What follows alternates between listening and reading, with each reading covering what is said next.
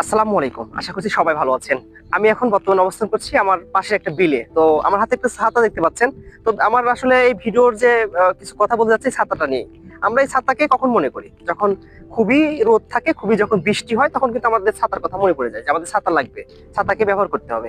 ঠিক আমাদের জীবনে অনেক গুরুত্বপূর্ণ মানুষ আছে যাদেরকে আমরা তখনই মানে স্মরণ করি। দেখা যাচ্ছে যে তাদেরকে আমাদের দরকার।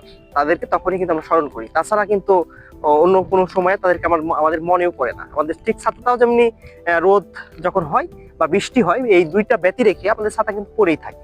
ঠিকঠাক আমরাও আমাদের ওই মানুষগুলোকে কিন্তু আমরা ফিরে রাখি, কারণ আমরা দাঁত থাকলে আমরা দাঁতের মনও বুঝি না। তো আমাদের সবার উচিত সেই মানুষগুলোকে মনে রাখা, এই ছাতার মতো যত্নে রাখা।